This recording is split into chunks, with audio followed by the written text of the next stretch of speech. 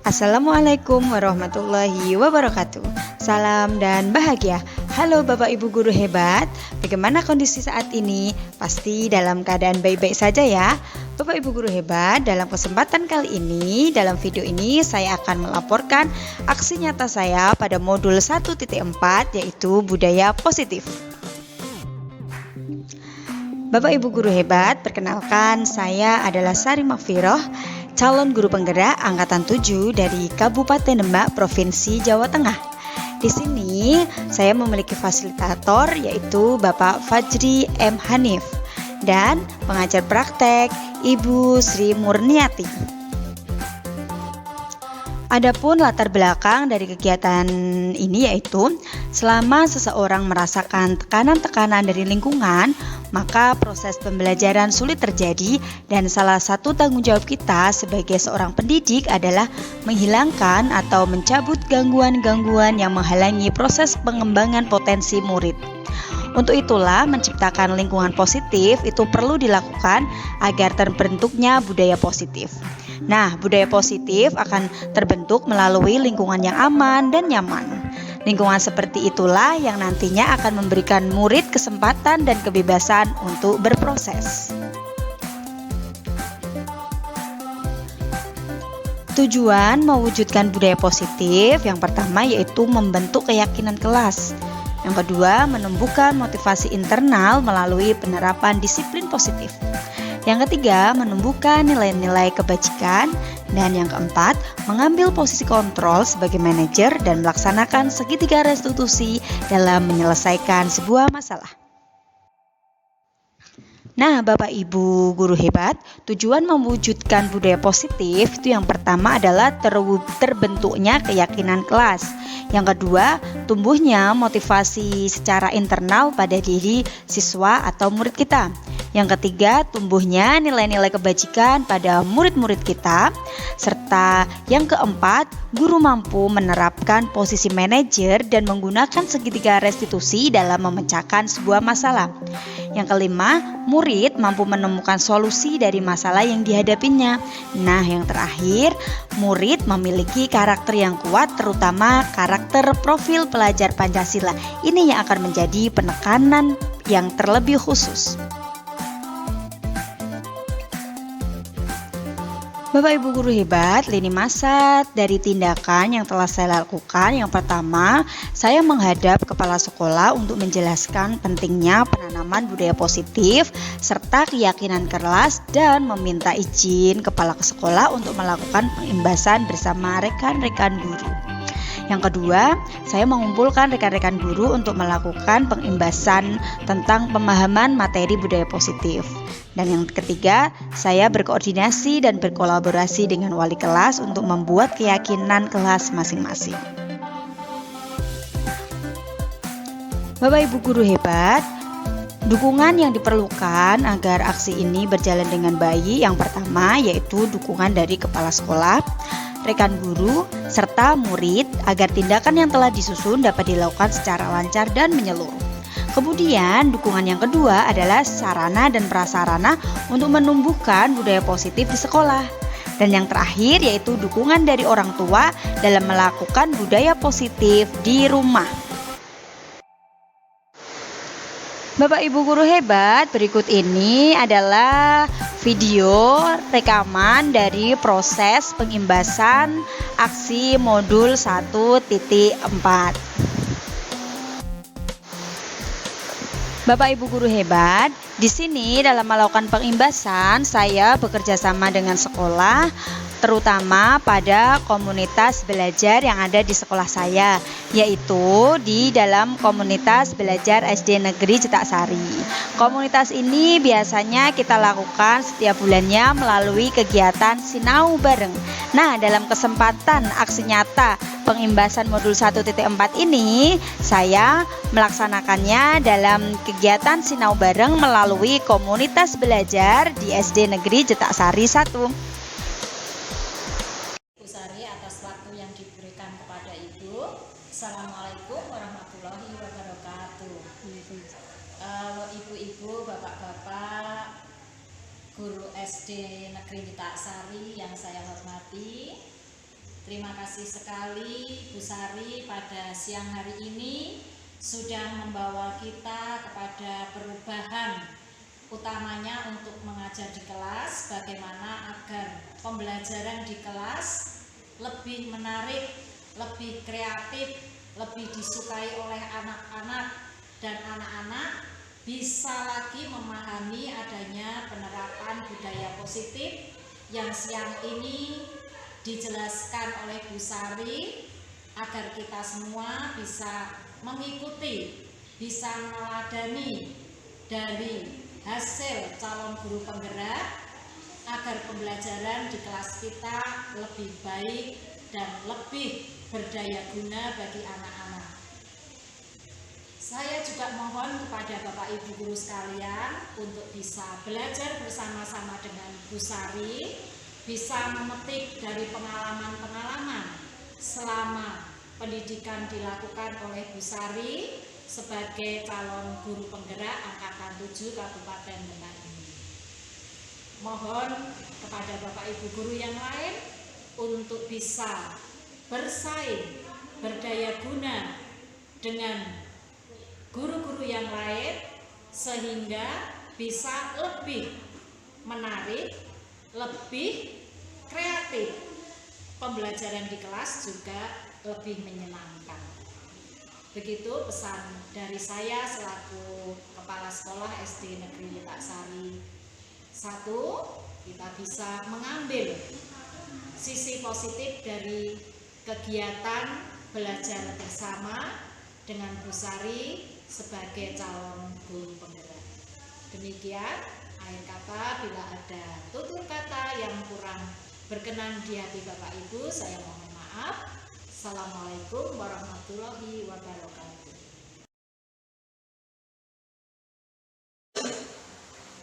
Assalamualaikum warahmatullahi wabarakatuh. Waalaikumsalam warahmatullahi wabarakatuh. Terima kasih kepada Ibu Kepala Sekolah yang sudah hadir dalam kegiatan penyebaran pemahaman modul 1-4, kepada Bapak Ibu guru SD Negeri Witaksari yang sudah meluangkan waktunya untuk bisa menghadiri kegiatan penyebaran pemahaman modul ini. Alhamdulillah pada kesempatan siang hari ini kita semua dapat berkumpul dalam kegiatan belajar bersama dengan komunitas belajar kita, komunitas belajar SD Negeri Witaksari 1. Dalam kesempatan ini saya merupakan calon guru penggerak Angkatan 7 dari Kabupaten Demak yang memiliki target yaitu penyebaran pemahaman terkait modul 1-4, yaitu penerapan budaya positif. Nah, saya ucapkan selamat datang Bapak Ibu guru hebat yang sudah berkenan untuk menghadiri kegiatan ini. Kita di sini akan belajar bersama. Saya akan menyampaikan materi apa yang sudah saya dapatkan dalam pendidikan saya selama kurang lebih 1 bulan ini, dan semoga harapannya ini nanti setelah penyebaran ini kita semua memiliki motivasi untuk melakukan perubahan demi kebaikan anak didik kita. Mendengarkan lagu Profil Pelajar Pancasila? Pernah kan? Nah, ayo kita bernyanyi bersama-sama. Tahu yang lagunya yang versi saya aja ya Bapak Ibu ya, nanti ikuti gerakan saya kan. Belajar Pancasila, beriman dan bertakwa pada Tuhan yang Esa dan berakhlak mulia, berkebinekaan global, gotong royong mandiri, kreatif dan bernalar kritis. Bisa nggak? Bisa kan? Ayo Bapak Ibu kita bersama-sama ya. Ya ada contohnya ya. Biasa mau mencantumkan ada lagunya. Ya pelan-pelan aja Bapak Ibu yuk. Gerakannya yang pertama, Profil Pelajar Pancasila itu ya. Yang 1,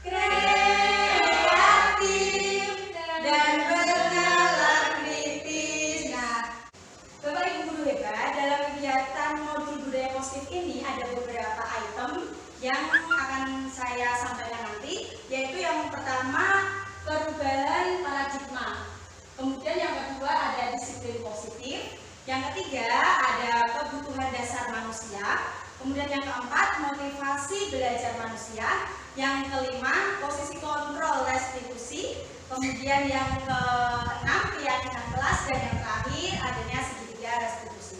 Saya akan membedah satu persatu. Yang pertama adalah pembelajaran dengan paradigma baru Bapak Ibu. Bapak Ibu pasti dulu pernah merasa menjadi siswa.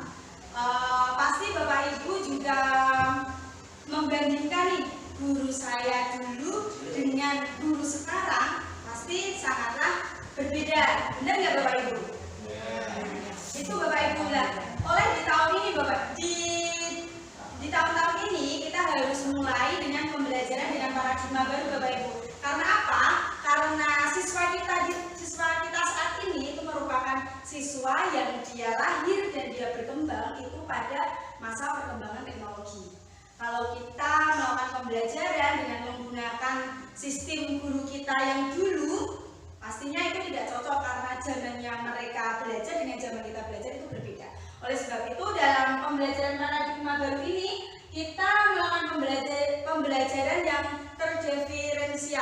terdiferensiasi, di mana dalam proses pembelajaran ini kita melayani seluruh kebutuhan siswa.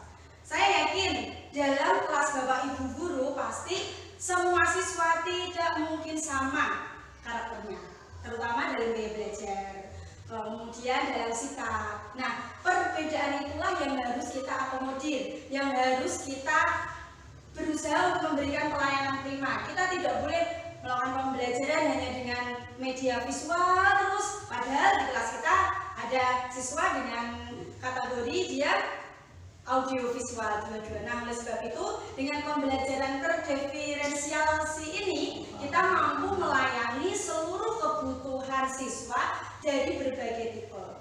Kemudian dalam mengapresiasi karya. Nah, kalau zaman kelas kita dulu, kelas jarang ada hiasan-hiasan anak.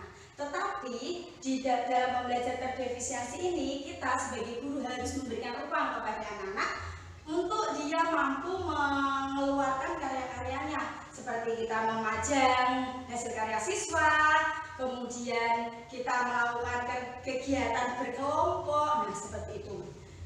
Kemudian Bapak Ibu, materi yang kedua adalah disiplin positif. Nah, ini target kita saat ini. Kita akan melakukan disiplin positif. Nah, dalam budaya kita, makna disiplin itu dimaknai menjadi suatu yang dilakukan seseorang pada orang lain untuk mendapatkan kepatuhannya. Kalau kita mendengar kata disiplin, pasti identik dengan yang namanya kepatuhan. Identik dengan yang namanya kalau nggak disiplin nanti dapat hukuman deh. Nah, seperti itu. Nah, sedangkan sebagai pendidik, tujuan kita adalah untuk menciptakan anak-anak yang memiliki disiplin diri sehingga mereka ini bisa berperilaku dengan mengacu pada nilai-nilai kebijakan universal atau memiliki motivasi intrinsik. Nah, kegiatan disiplin positif ini Bapak Ibu, nanti kita akan mempelajari juga tentang disiplin positif yang gagal sama yang berhasil itu nanti yang seperti apa. Kemudian targetnya di sini kita membentuk sebuah disiplin positif agar anak-anak itu tumbuhnya bukan karena dia ingin mendapatkan hadiah atau bukan karena dia ingin terhindar dari hukuman, tetapi melainkan disiplin positif ini nanti anak-anak bisa muncul dari dalam dirinya sendiri. Tidak ada dorongan paksaan seperti itu. Kemudian kebutuhan dasar manusia, setiap anak pasti memiliki kebutuhan dasar. Nah, kebutuhan dasar manusia di sini ada 5 macamnya. Yang pertama adalah kebutuhan untuk bertahan hidup. Nah, ini ada hubungannya dengan nanti disiplin positif tadi. Kemudian kebutuhan kasih sayang dan rasa diterima. Kemudian kebutuhan penguasaan, kebutuhan manusia kebebasan dan kesenangan. Nah, saya punya sedikit cerita terkait kegiatan disiplin positif ini Bapak Ibu. Ada salah satu siswa di mana dia itu setiap hari itu selalu terlambat. Nah, sebagai guru pasti kan kita Pasti kalau kita tidak memarahinya karena kenapa kamu selalu terlambat. Nah, padahal anak terlambat ini perlu kita korek apa penyebabnya dia terlambat. Ternyata ketika ditelusuri, dia ditanya, kemudian dia diinterogasi sampai dia itu benar-benar diikuti oleh gurunya, ternyata setiap pagi anak tersebut selalu membantu ibunya jualan di pasar, jualan ikan asin di pasar. Jadi setiap kali sehabis subuh dia selalu membantu ibunya untuk jualan di pasar. Nah, tetapi akibatnya apa? Akibatnya dia setiap kali berangkat sekolah dia selalu terlambat. Nah, kesalahan anak ini kan dia terlambat ke sekolah. Nah, kalau kita menganalisis kebutuhannya dia, kenapa dia terlambat ke sekolah? Karena kebutuhan dasar manusianya yaitu yang kebutuhan untuk bertahan hidup. Nah, kalau dia tidak membantu ibunya ke pasar, pasti ibunya akan kewalahan. Nah, bagaimana sikap kita sebagai guru terkait dengan kasus tersebut? Pastinya pertama kita tidak harus langsung memarahi anak tersebut. Kita cari dulu informasinya bagaimana, apa penyebabnya. Kemudian kita memberikan masukan kepada orang tua. Bagaimana agar sama-sama enaknya. Anak juga memiliki hak untuk bersekolah, anak juga memiliki kewajiban untuk membantu orang tua. Nah, ini bisa dikomunikasikan dengan kedua orang tuanya. Kemudian kebutuhan kasih sayang dan rasa diterima. Pernahkah Bapak Ibu memiliki siswa yang di dalam kelas itu dia selalu bertingkah sendiri atau bisa dikatakan sebagai pembuat masalah di kelas? Adakah? Pasti. Nah, ada. Nah, ini kita sebagai guru harus berhati-hati. Kenapa ini siswa kalau di dalam kelas ketika kita menjelaskan pelajaran, kenapa dia berbicara sendiri? Apakah dia membutuhkan kebutuhan kasih sayang dan rasa diterima?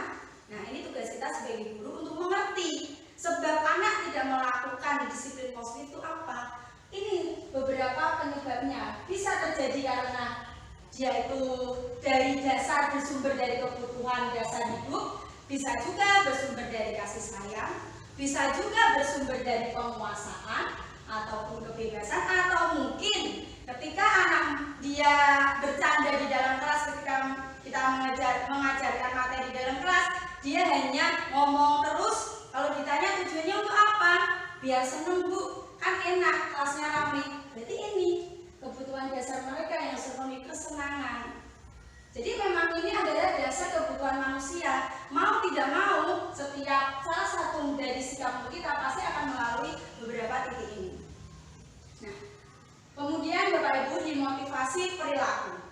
Motivasi perilaku manusia. Motivasi itu merupakan dorongan yang timbul dari diri seseorang secara sadar atau tidak sadar untuk melakukan suatu tindakan dengan tujuan tertentu.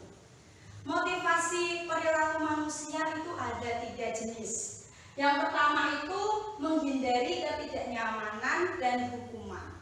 Setiap orang yang berperilaku pasti salah satu dorongannya satu untuk menghindari ketidaknyamanan. Contohnya ada peraturan di kelas atau kesepakatan kelas harus masuk sesuai dengan jamnya. Nah, ini mau tidak mau mereka akan termotivasi. Karena apa? Karena dia ingin menghindari ketidaknyamanan atau hukuman. Nanti kalau aku tidak masuk tepat waktu, pasti konsekuensinya seperti ini. Nah, ini salah satu untuk menghindari ketidaknyamanan dan hukuman. Kemudian untuk mendapatkan imbalan atau penghargaan dari orang lain. Nah, salah satu juga motivasi kenapa mereka melakukan hal tersebut, salah satunya untuk mendapatkan imbalan atau penghargaan. Coba anak-anak, siapa di sini yang bisa menjawab pertanyaan ini? Nanti akan Ibu kasih ini. Nah, itu salah satu motivasinya untuk mendapatkan penghargaan. Dia melakukan apa yang ingin kita targetkan dan dia pun memiliki motivasi, wah aku ingin mendapatkan hadiah dari Bu Guru. Nah, akhirnya dia menggunakan motivasi perilaku untuk mendapatkan imbalan atau penghargaan. Kemudian motivasi yang terakhir adalah menghargai nilai kebajikan dari diri sendiri. Ini adalah motivasi target kita dengan adanya disiplin positif nanti. Jadi ketika anak melakukan disiplin positif, mereka tidak untuk menghindari hukuman, mereka tidak untuk mendapatkan imbalan, melainkan targetnya ini. Dia mampu menghargai menghargai kebajikan dari dirinya sendiri. Nah, dengan adanya rasa menghargai nilai kebajikan dalam dirinya sendiri, maka secara tidak langsung mereka tanpa sadar melakukan nilai-nilai positif. Kemudian, ini adalah beberapa konsep disiplin identitas yang gagal. Nah, ada beberapa konsep disiplin identitas, ada hukuman, ada penghargaan, kemudian ada konsekuensi, dan ada restitusi. Nah, sedangkan yang dikatakan gagal itu jika kita melakukan konsep disiplin, tetapi targetnya dengan ini, hukuman sama penghargaan. Ini berarti kita melakukan disiplin positif, tetapi identitasnya gagal. Dikatakan gagal kenapa? Karena anak hanya ingin ini saja. Dia tidak timbul dalam dirinya sendiri, tidak. Melainkan satu, karena aku tidak mau dihukum. Kedua, aku mau kok mendapatkan penghargaan, jadinya aku melakukan kegiatan ini. Nah, ini berarti ini dikatakan melakukan disiplin positif, tetapi identitasnya gagal, tidak dalam diri sendiri. Nah, kemudian apa sih hukuman itu? Mengapa ini dikatakan gagal? Karena satu, hukuman itu pasti sifatnya menyakitkan. Dan itu sifatnya otoriter. Pasti guru yang membuat tanpa adanya kesepakatan. Itu hukuman. Kemudian siswa akan merasa takut. Kemudian siswa juga tidak nyaman. Kemudian dengan kita melaksanakan dengan sistem hukuman, pasti antara siswa dengan guru dia tidak akan bisa terbuka. Hingga akibatnya apa?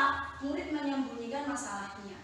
Karena dia takut. Dia mau terus terang, tetapi karena nanti pasti tetap aja dihukum, pasti dia akan menyembunyikannya. Kemudian murid juga bisa menjadi rendah diri. Nah, kemudian kalau penghargaan, maka penghargaan ini dikatakan identitas gagal. Yang pertama, karena penghargaan itu bisa merusak hubungan, yaitu sifat iri. Wah, mesti dapat, aku enggak dapat. Nah, ini bisa merusak hubungan, adanya sifat iri. Kemudian bisa merampas hak menghargai dirinya. Ibarat kata, dalam dirinya dia tidak mau melakukan itu, tapi karena aku target mau mendapatkan penghargaan, maka mau tidak mau dia ya menyesuaikan agar dia mendapatkan penghargaan, sehingga yang sesuai dengan dirinya itu dia tidak sesuai. Kemudian disiplin dengan identitas sukses. Jika kita melakukan disiplin positif dengan konsekuensi atau restitusi. Nah, apa bedanya konsekuensi sama hukuman?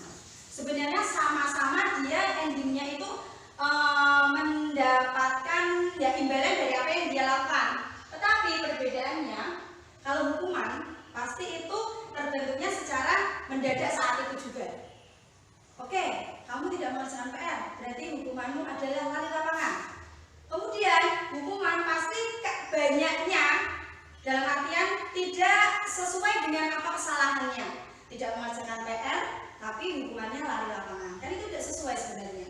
Nah, itu biasanya hukuman seperti itu. Kalau konsekuensi, anak itu sudah tahu sendiri. Karena konsekuensi itu kan pasti didiskusikan dulu sama anak. Oh, nanti kalau kamu tidak mengerjakan PR, nanti konsekuensinya adalah kamu mengerjakan 3 kali. Anak sudah tahu sebelumnya karena dia melakukan perundingan di dalam kelas. Tapi kalau hukuman itu hak otoriter dari guru. Pasti itu. Gak mungkin kamu hukuman apa anak, kan gak mungkin. Pasti itu hak otoriter guru. Nah, kemudian kalau restitusi. Nah, ini cara yang paling efektif dan efisien adalah restitusi. Karena restitusi memiliki banyak kelebihan. Nah, di sini dengan menggunakan restitusi, murid bertanggung jawab dengan perilakunya. Ini sama-sama identitas sukses, tetapi lebih kita memandirikan siswa itu dengan menggunakan restitusi. Kemudian di dalam restitusi ini murid juga menghormati dirinya dan orang lain. Nah, di dalam restitusi Bapak Ibu, ketika kita menggunakan disiplin positif dengan langkah restitusi, selain anak yang bersalah mendapatkan pelajaran, yang korban pun juga mendapatkan pelajaran. Jadi yang beruntung tidak hanya yang salah, tetapi yang korban pun juga mendapatkan keuntungan, karena di sini kita murid bersemangat memperbaiki kesalahannya. Nah, kemudian konsep disiplin positif dengan pendekatan restitusi. Nah, Bapak Ibu, restitusi itu merupakan proses menciptakan kondisi bagi murid untuk memperbaiki kesalahan mereka. Jadi kita menciptakan kondisi di mana dia akan memperbaiki kesalahan mereka sehingga mereka bisa kembali ke kelompok mereka dengan karakter yang lebih kuat. Istilah kembali ke kelompok mereka, jadi kita itu mengarahkan. Ketika kita berbuat salah, kita tidak akan membiarkan saja, tetapi dengan menggunakan pendekatan restitusi, dia diajak untuk menyadari kesalahannya, sehingga dia menyadari dan dia bisa kembali ke jalan yang benar. Seperti itu. Sehingga yang terbentuk apa? Karakter yang lebih kuat. Ini menurut Dasen di bukunya tahun 2004. Nah, ciri-ciri restitusi Bapak Ibu, ciri-ciri restitusi. Nah, restitusi itu bukan untuk menebus kesalahan, namun belajar dari kesalahan. Kemudian memperbaiki hubungan. Restitusi itu tawaran, bukan paksaan. Kalau hukuman kan paksaan, tapi kalau restitusi itu tawaran, bukan paksaan. Kemudian menuntun untuk melihat ke dalam diri. Apa yang saya lakukan? Benar tidak yang saya lakukan? Kemudian mencari kebutuhan dasar yang mendasari tindakan. Seperti tadi, kamu melakukan kesalahan ini sebenarnya alasannya itu apa? Pasti salah satunya untuk memenuhi kebutuhan dasar manusia tadi. Kemudian fokus pada karakter, bukan tindakan. Dan menguatkan dan fokus pada solusi. Nah, 5 posisi kontrol pada restitusi, Bapak Ibu. Ada 5 posisi kontrol. Yang pertama adalah penghukum. Kemudian pembuat merasa bersalah. Yang ketiga itu posisi kontrol sebagai teman. Yang keempat posisi kontrol sebagai pemantau, dan yang kelima itu sebagai manajer. Nah, ada beberapa plus minusnya di dalam posisi kontrol ini. Nah, ketika kita berada di posisi kontrol, ini bisa dikelompokkan bahwa posisi kontrol sebagai penghukum dan pembuat merasa bersalah itu merupakan posisi kontrol negatif. Mengapa negatif? Karena banyak sekali nilai-nilai negatifnya. Kemudian kalau posisi kontrol sebagai teman dan pemantau, ini merupakan posisi kontrol yang positif. Sedangkan posisi kontrol sebagai manajer itu merupakan posisi kontrol diri. Nah, ini dalam posisi kontrol penghukum, guru berbuat. Nah, guru ini biasanya apa?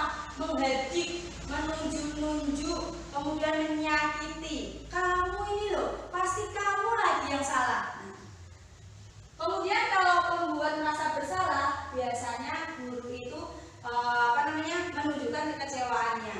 Misalkan seperti ini. Kalau kamu seperti ini, nanti bagaimana perasaan orang tuamu?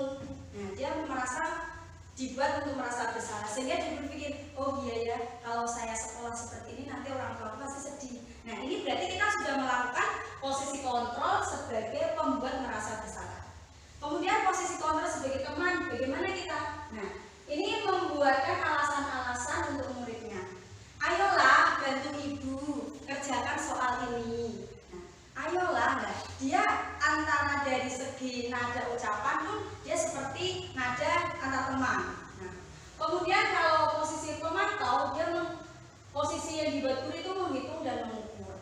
Ada target-targetnya itu sebagai pemantau. Sedangkan yang manajer itu mengajukan pertanyaan-pertanyaan, memancing mengajukan pertanyaan agar mereka hingga akhirnya itu terjawab apa sih yang penyebab yang mereka melakukan itu salah.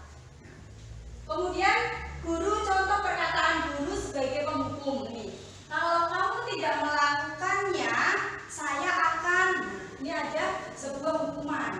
Kemudian kalau posisi kontrol sebagai pembuat merasa bersalah, kamu sudah mengecewakan Bapak Ibu. Nah, ada kata-kata yang diucapkan itu kepada muridnya. Kemudian kalau sebagai teman, lakukanlah demi Bapak Ibu. Ya sudah, nanti Bapak Ibu bantu. Nah, ini dengan nada dia seperti teman. Kemudian kalau sebagai pemantau, dia salah satu perkataannya, apa peraturannya, apa konsekuensinya, apa yang telah kamu lakukan. Dan itu perkataan-perkataan posisi kita kalau kita sebagai pemantau. Kemudian kalau posisi kita sebagai manajer, apa yang kita yakini? Nah, kemudian apa kamu meyakini hal tersebut?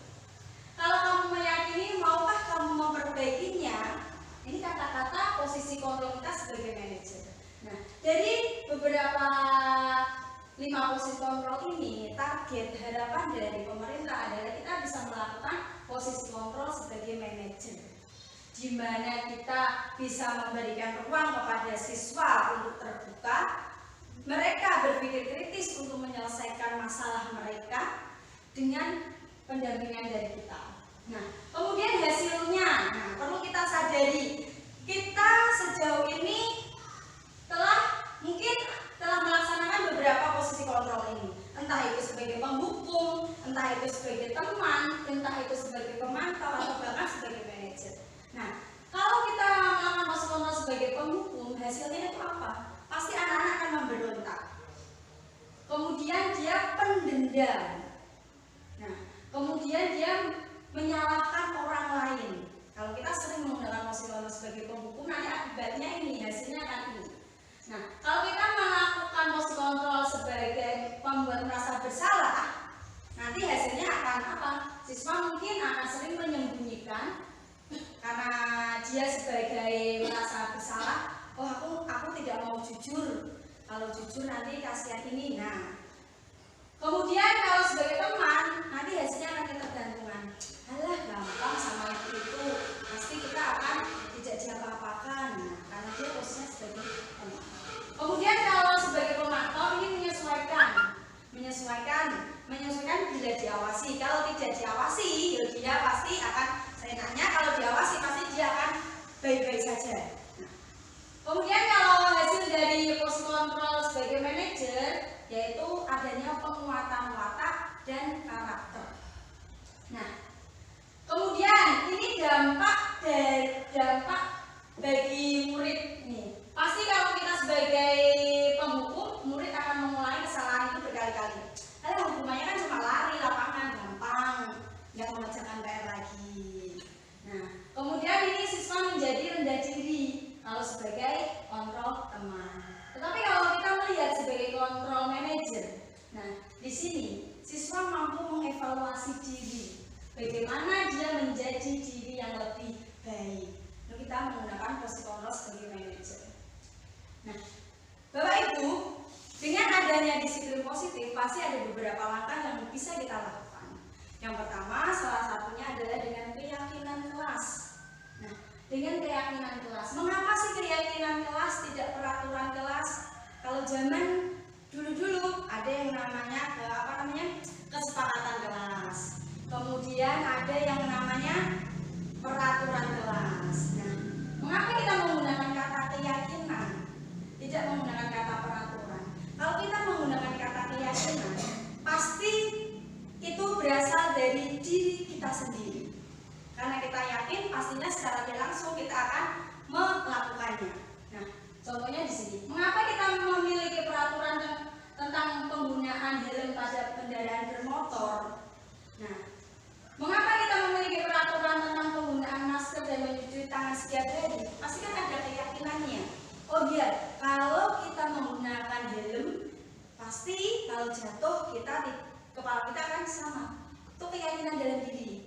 Nah, mengapa kita memiliki peraturan penggunaan masker atau mencuci tangan? Nah, keyakinan dalam diri kita kan pasti salah satunya untuk menjaga kesehatan. Nah, keyakinan. Mengapa timbul? Pasti karena adanya keyakinan. Nah, di sini adalah beberapa dokumen yang pernah saya lakukan di dalam kelas terkait pembuatan keyakinan kelas. Langkah pertama ketika melakukan pembuatan keyakinan kelas, pasti kita berdiskusi dengan anak-anak. Karena yang akan melaksanakannya itu adalah warga kelas kita secara lingkup kecil. Nanti kelas lain pun juga akan sama, dia memiliki keyakinan yang berbeda-beda. Keyakinan kelas itu dibentuk berdasarkan apa? Berdasarkan targetnya adalah kita nantinya bisa mewujudkan profil pelajar Pancasila. Nah, kemudian langkah pertama kita diskusi. Kemudian setelah berdiskusi, jangan semata-mata keyakinan kelas pendapat dari anak-anak untuk memberikan contoh-contoh keyakinan yang nanti itu keyakinan itu kita bisa kelompokkan. Biasanya mungkin familiar mereka adalah aturan kelas atau peraturan kelas. Biarkan mereka untuk membuat kalimatnya sendiri.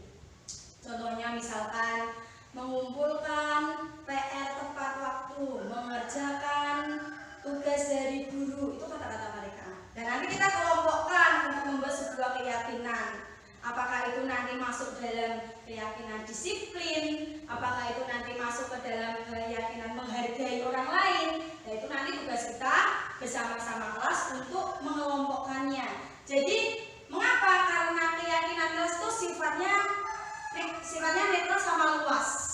Jadi satu kalimat positif memiliki beberapa makna. Dan makna-makna itu biasanya diambil dari uraian-uraian yang ditulis oleh anak-anak didik kita. Nah, setelah itu jangan sampai lupa tempelkan keyakinan kelas itu di dalam kelas kita. Targetnya apa? Agar ketika anak itu melakukan sesuatu, dia terpacu pada keyakinan yang mereka sepakati, yang keyakinan yang mereka tulis. Sehingga ketika dia ingin melakukan kesalahan, oh iya, keyakinan kelasku ini, dia akan kembali lagi ke jalan yang benar. Nah, ini bagaimana pembentukan keyakinan kelas? Nah, ini keyakinan kelas itu bersifat lebih abstrak daripada peraturan yang lebih rinci dan konkret. Kalau peraturan kan konkret, wajib memakai sepatu hitam. Nah, itu kan peraturan. Kemudian keyakinan kelas itu berupa pernyataan-pernyataan yang universal, sifatnya masih umum dan bisa kita bedah secara detail.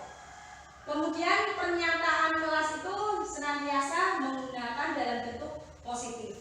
Kemudian keyakinan kelas itu hendaknya tidak terlalu banyak sehingga mudah diingat dan dipahami oleh anak-anak.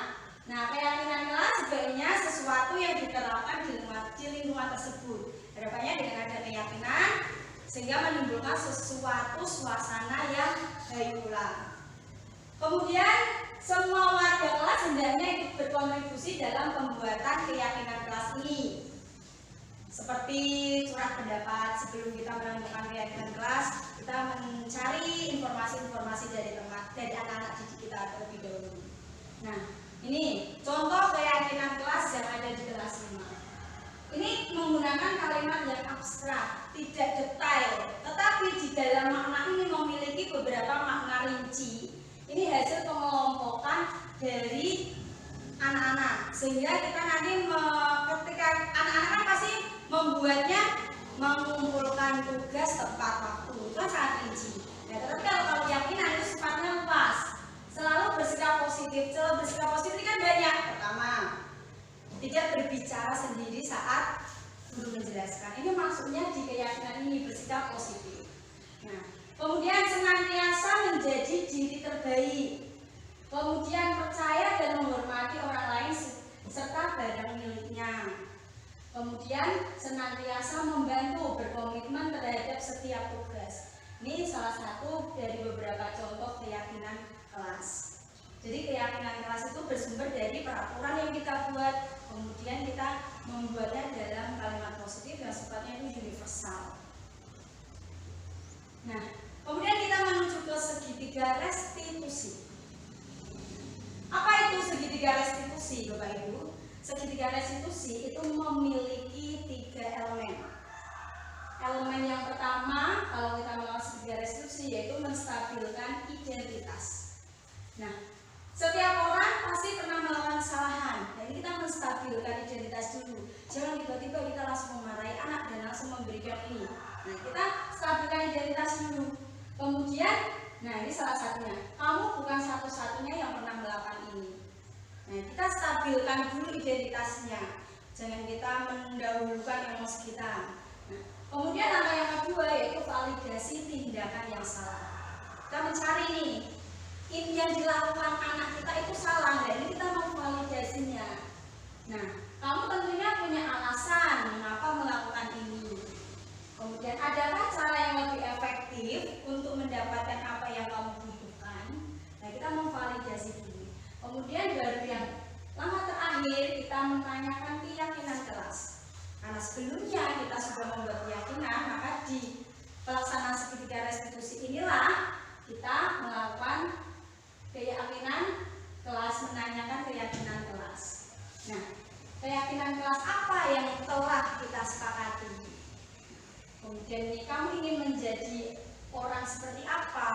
Dan ini masuk ke dalam menanyakan keyakinan kelas. Nah, dalam melakukan segitiga restitusi, inilah 3 tahapan yang kita lakukan.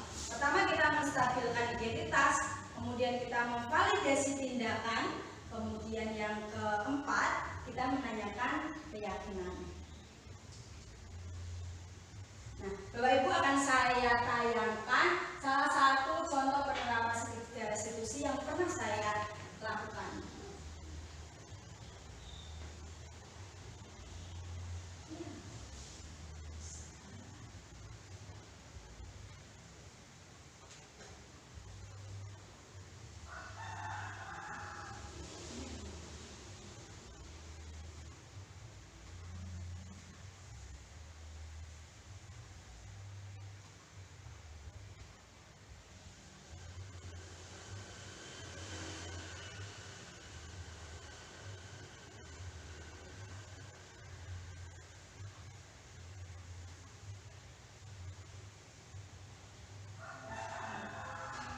Ini pada kasus siswa yang dia sudah melaksanakan tugas dan dia terlambat mengumpulkan. Gimana kamu ini?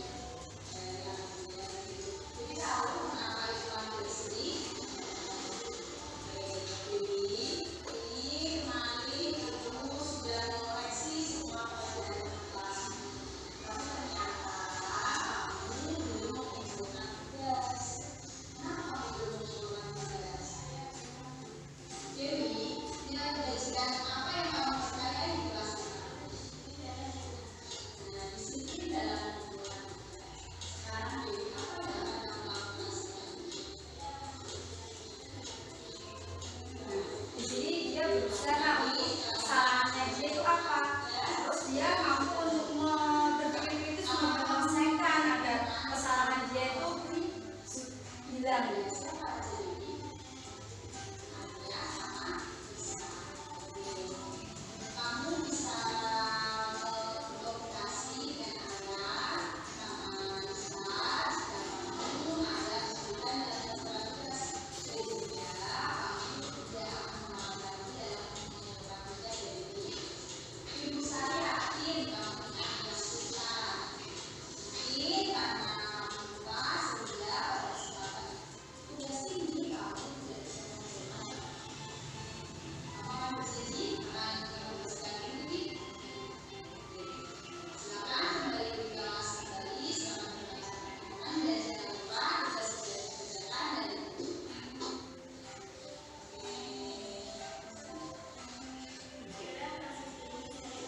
Perasaan siswa ketika dia sudah kita treatment dengan melakukan segitiga restitusi.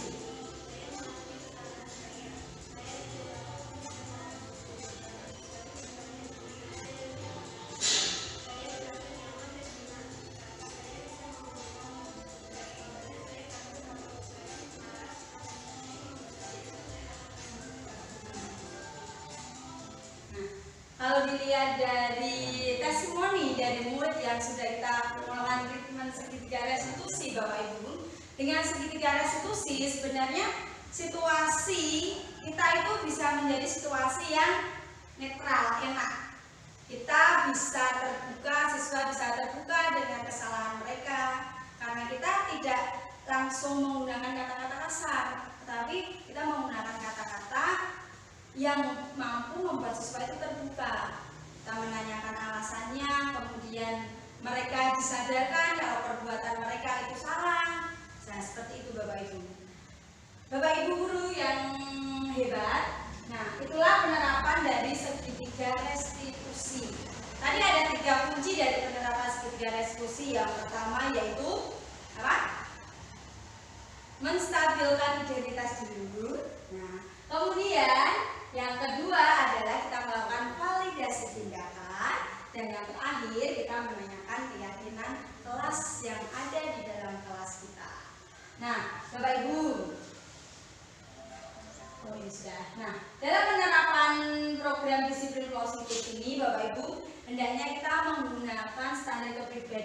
sebagai seorang guru.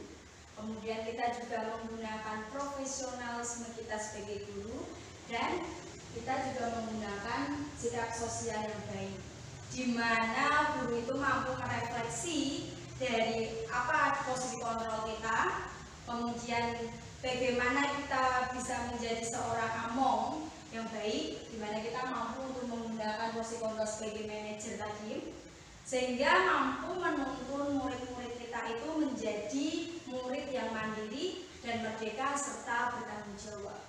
Nah, dengan beberapa materi yang sudah saya sampaikan tadi, semoga kita bisa terbuka dengan situasi yang baru ini. Karena apa? Karena memang murid kita ini beda dengan posisi kita saat sekolah dulu. Iya dan Bapak Ibu Guru?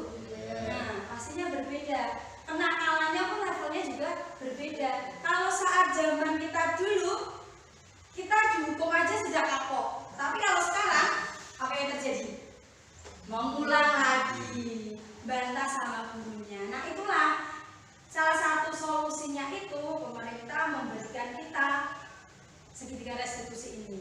Kita bisa patut untuk mencobanya, karena memang yang akan kita tingkatkan itu adalah karakter siswa, sehingga kalau kita aja memberi contoh dengan menghukum pasti tidak akan menemukan karakter. Tapi kalau kita dengan menggunakan segitiga restitusi, pasti karakter itu lama-kelamaan akan terbentuk, karena dia melaksanakan, menyadari kesalahannya, kemudian mereka mampu memperbaiki kesalahannya dengan dirinya sendiri. Ada pertanyaan Bapak Ibu? Ya, begini. Bagaimana cara Berdiri, berdiri. Terima kasih. Terima kasih atas waktunya. Ya.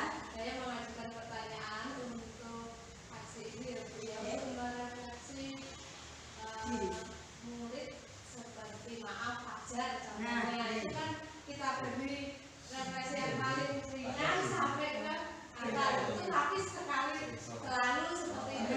Ya, terima kasih. Oke. Pertanyaan. Saya juga memiliki siswa yang seperti itu Bapak Ibu. Tadi kita memiliki 5 posisi kontrol. Bagaimana nih kita posisi kontrol kita? Pertama kita, ini maaf Bapak Ibu, posisi kita sebagai penghukum, gunakanlah memang pada posisi-posisi yang memang tidak ada jalan lain. Lahirlah katakanlah seperti itu. Nah, kita bisa mencoba dengan posisi kontrol kita sebagai teman dulu. Ajak anak yang bersangkutan duduk bersama. Suruh curhatlah mereka. Kenapa orang kampung kangelan seperti ini? Nah, oke, sudah kita kasih treatment. Lain hari, kembali lagi melakukan. Oke, jangan putus asa Bapak Ibu, karena kalau kita putus asa, pasti kita tidak akan bisa nih mengubah karakter mereka seperti ini. Kita coba lagi, melakukan pendekatan lagi. Kita bisa mencoba menggunakan pendekatan manajer atau menggunakan pendekatan lainnya yang sesuai. Intinya adalah mengubah karakter siswa yang tidak sesuai dengan kondisi disiplin positif. Kuncinya adalah kesabaran guru nomor 1. Yang nomor 2, kita jangan enggan untuk selalu mengingatkan mereka. Memang ini efeknya tidak saat ini Bapak Ibu. Ketika kita mengingatkan atau kita menyelesaikan masalah siswa yang notabene sulit untuk kita ubah karakternya. Karena memang tadi sesuai dengan kebutuhan dasar manusia itu, mungkin saja dia kurang kasih sayang. Sehingga apa? Sehingga di dalam kelas dia pinginnya diperhatikan ya dengan cara itu. Nah, kalau kasusnya seperti itu, kita bisa memanggil orang tuanya, mengklarifikasi dari pihak keluarga. Karena ini kan tidak hanya keberhasilan karakter kan tidak hanya pada guru atau sekolah, tetapi keluarga juga harus bertanggung jawab juga. Nah, kita ajak duduk orang tuanya, bagaimana kondisi kelasnya, bagaimana kondisi dia di rumah. Nah, sehingga kalau memang kita bisa memberikan saran agar ternyata si Fajar ini sering melakukan kesalahan di kelas, sering membuat gaduh di kelas karena dia kurang perhatian dari ibu, tolong bantuannya untuk memberikan perhatian di rumah, seperti itu. Bisa juga dia melakukan kesalahan itu ya karena ingin kesenangan, hanya sekedar kesenangan.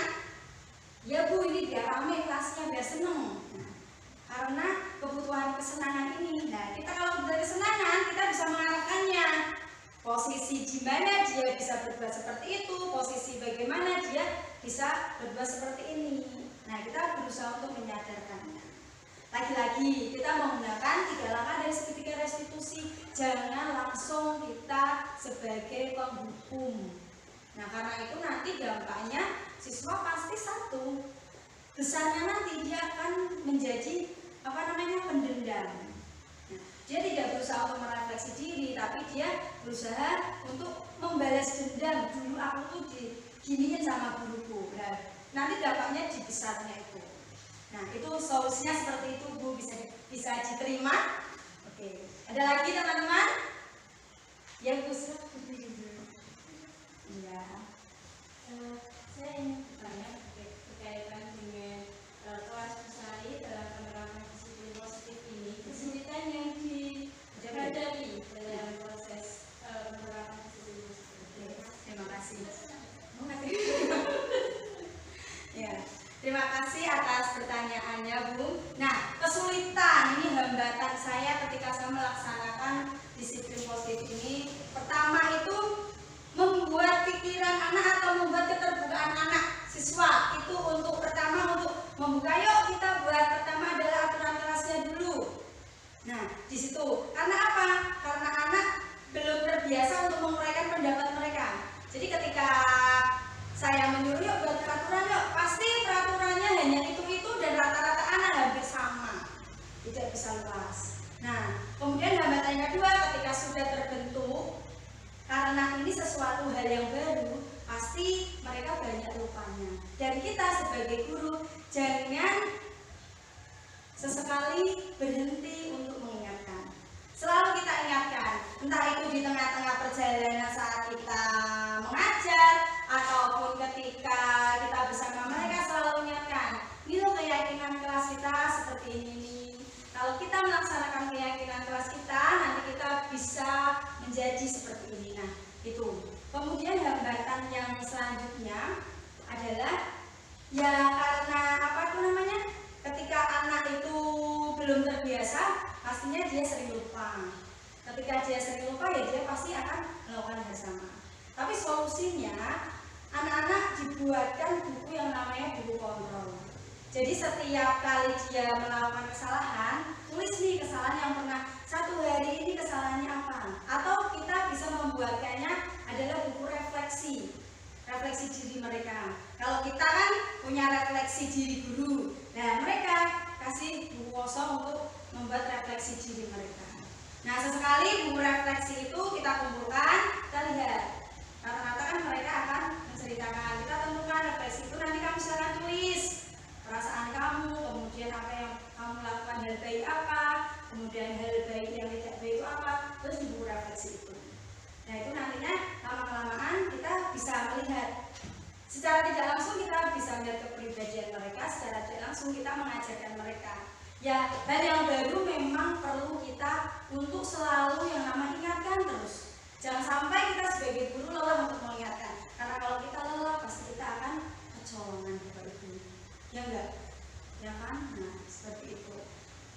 Hambatan saya seperti itu. Kemudian hambatan yang lainnya, palingan yang seringnya yaitu sering mengingatkan. Seperti itu. Ada lagi Bapak Ibu yang bertanya? Nah, kalau tidak mau bertanya, Bapak Ibu mungkin belum muncul pertanyaannya. Bapak Ibu pernah mendengarkan lagu Profil Pelajar Pancasila? Pernah kan? Nah, ayo kita bernyanyi bersama-sama. Tahu ya lagunya yang versi saya aja ya Bapak Ibu, ya nanti ikuti gerakan saya kan?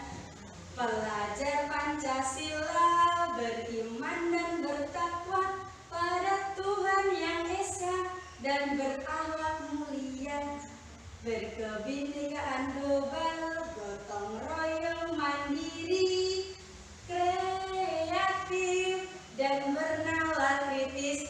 Bisa enggak? Bisa kan? Ayo Bapak Ibu kita bersama-sama ya. Ya ada contohnya ya. Biasa mau mencantumkan ada lagunya. Yuk, pelan-pelan aja Bapak Ibu yuk. Gerakannya yang pertama, Profil Pelajar Pancasila itu ya. Yuk, 1, 2, 3. pelajar Pancasila, beriman dan bertakwa pada Tuhan yang Esa, dan berakhlak mulia, berkebinekaan global, gotong royong mandiri, kreatif dan bernalar kritis. Nah, Ibu, untuk agar profil pelajar Pancasila itu berada di hati kita menyanyikannya sekali lagi bisa? Ya, oke. Ini adalah salah satu guru yang mengimplementasikan kurikulum Merdeka dari kelas 1. Nah, kita bersama-sama menyanyikan lagu Profil Pelajar Pancasila dipimpin oleh Bu Guru kelas 1.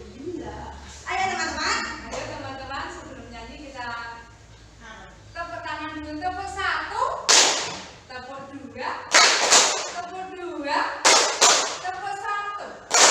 Nah, untuk semangat, lebih semangat kita menyanyi Profil Pelajar Pancasila. Itu ya. 1, 2, 3. Pelajar Pancasila, beriman dan bertakwa pada Tuhan yang Esa, dan berakhlak mulia, dan berkebinekaan global, gotong royong mandiri, kreatif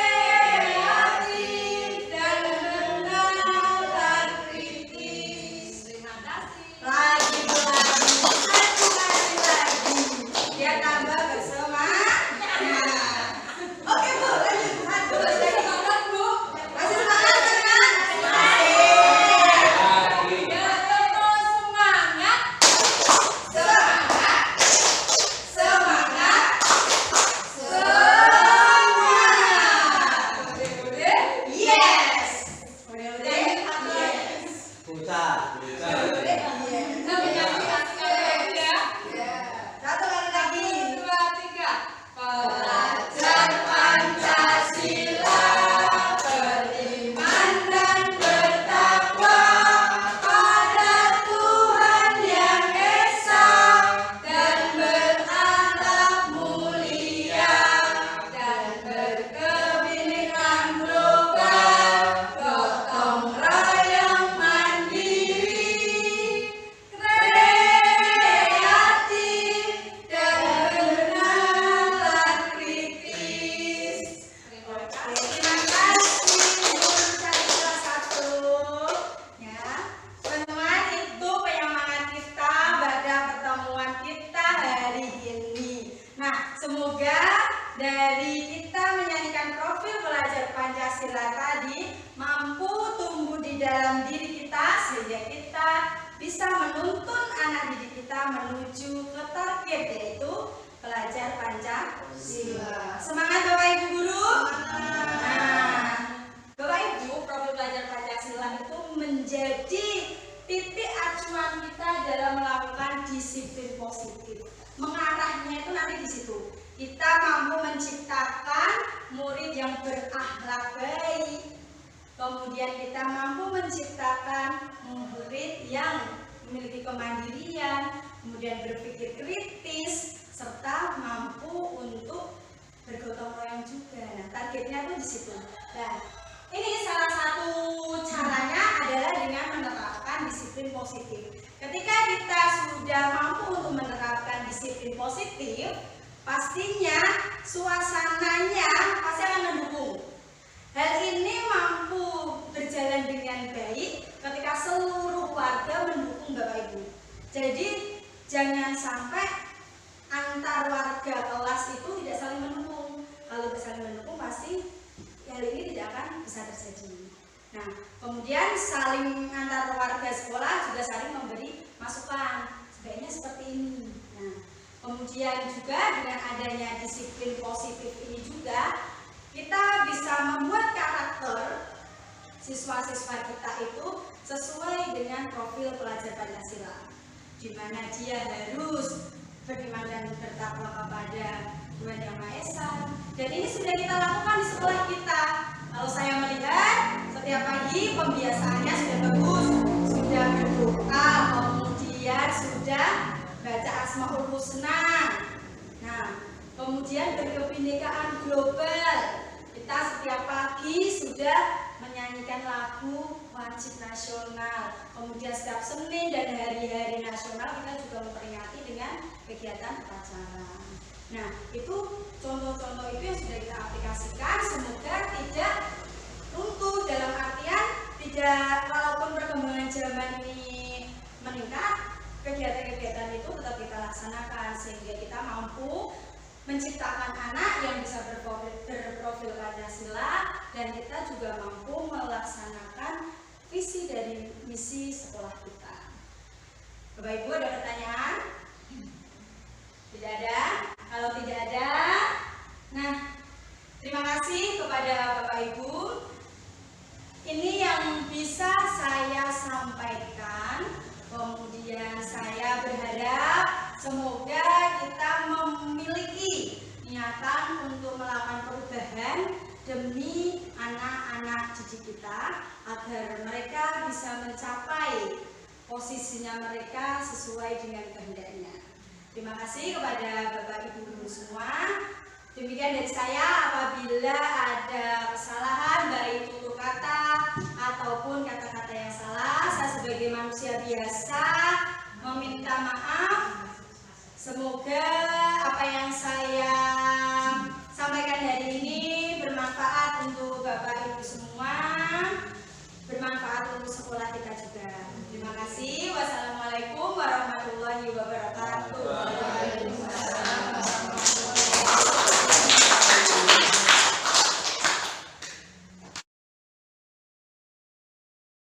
Assalamualaikum warahmatullahi wabarakatuh. Terima kasih. Setelah pembelajaran bersama rekan-rekan guru, saya tahu dan paham untuk mengatasi masalah anak-anak yang biasanya saya marah atau kurang sabar menghadapi anak-anak didik, apalagi saya di kelas rendah ya. Jadi saya sudah tahu dan paham untuk menyelesaikan permasalahan untuk anak-anak yang membuat kesalahan atau kurang disiplin. Dengan adanya tadi saya paham dan untuk bisa mencoba kesabaran saya untuk mendidik anak-anak. Terima kasih. Harapan saya setelah belajar bersama-sama dengan rekan-rekan guru, saya akan lebih sabar dan akan melaksanakan atau mencoba segitiga restitusi. Wassalamualaikum warahmatullahi wabarakatuh.